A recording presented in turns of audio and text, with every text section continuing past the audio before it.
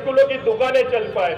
आज हम देखते हैं कि शिक्षा का व्यापार इतना ज्यादा महंगा हो गया है, हर डिग्रियां बेची जा रही है, पेपर आउट करे जा रहे हैं। बड़े बड़े करोड़पति उद्योगपतियों के लड़कों को पढ़ने की जरूरत नहीं है, रात में उनके पास पेपर बकायदा स्कूल से आ जाता है और वो अगले दिन टॉप मेरिट पे आ जाते हैं। और मजदूर के बच्चे की जो स्कूल में पढ़ता है वो स्कूल बंद हो जाती है, वो डिग्रियों के लिए सरकारी कॉलेजों में चक्कर लगाता रहता है, पर डोनेशन का खेल ऐसा चल रहा है, न उसे एडमिशन मिल पाता है, न उसे कोई सुविधाएं मिल पाती है। ये सिर्फ इसीलिए कि उन लोगों के ऊपर पेट में दर्द होता है कि एक मजदूर का बच्चा कैसे आईएएस की कुर्सी पे बैठ गया, एक मजदूर का बच्चा कैसे एसडीएम बन गया, एक मजदूर का बच्चा कैसे कलेक्टर बन गया। इसी योजनाबद्ध तरीके से उन्होंने ये मिलों को बंद करा है और हम देखते हैं हजारों लोग बेरोजगार हो गए। आज जो भी बीजेपी पार्टी यहाँ पर इंदौर के अंदर जितनी कॉलोनी काटती है वो भूम अफजाओं की तरह काटती है। इंदौर विकास प्राधिकरण ऐसा लगता है वो जनता की सेवा के लिए नहीं, लूटने के लिए बना हुआ है।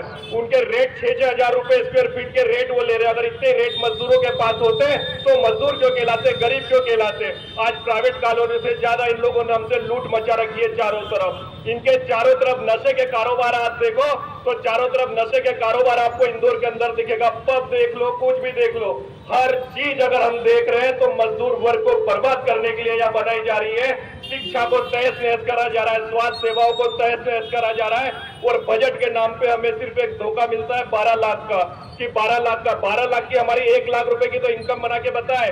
और जो बहलाने की और जो फुसलाने की बातें, लाडली लक्ष्मी योजना से लेकर सारी योजनाएं सब देश को बर्बाद करने की है।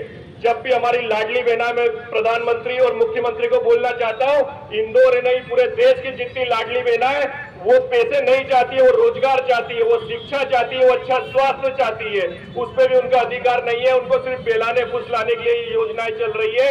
और जब तक ये बीजेपी की पूंजीवादी सरकार हमारे ऊपर रहेगी तब मजदूरों के हित की हम बातें नहीं कर सकते, इन बस्तियों को हम बेच की बातें नहीं कर सकते, शिक्षा विभाग की हम बातें नहीं कर सकते, हम स्वास्थ्य की बातें नहीं कर सकते। इसीलिए हम सबको एक होना पड़ेगा। आज भारतीय कम्युनिस्ट पार्टी का जो ये धरना है इसको हम लोग पूर्ण समर्थन देते हैं और पूरी ताकत से हम कम्युनिस्ट विचारधारा के साथ में है कि इस देश में एक बहुत बड़े बदलाव की जरूरत है।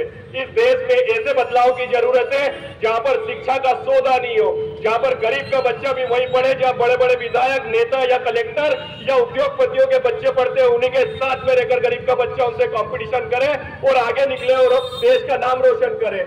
यहाँ पर 2 तरह के संविधान बनाकर बीजेपी ने पटक दिए हैं। एक अमीरों के लिए अलग संविधान है, गरीबों के लिए एक अलग संविधान है।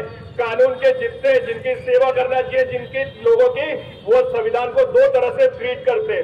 मजदूरों से बात करने का हर विभाग के लोगों का एक अलग तरीका है। जरा सा राशन कार्ड या कुछ काम हो तो मजदूरों से दुत्कार कर बात करी जाती है और वही अमीरों के घर बैठे बैठे काम होते।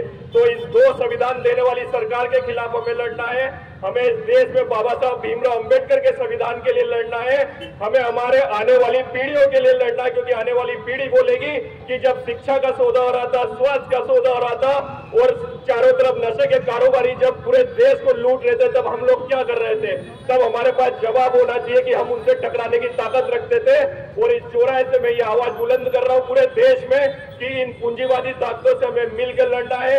ये जो धरना हुआ बहुत सराहनीय धरना है। सभी का कम्युनिस्ट पार्टी के सभी वरिष्ठ पदाधिकारियों को मैं धन्यवाद देना चाहता हूं और हम पूरी ताकत से इसमें साथ रहेंगे। जब भी मजदूर वर्ग की बात रहेगी तो सबसे अग्रणी श्रेणी में हम लोग खड़े रहेंगे। धन्यवाद। जय हिंद।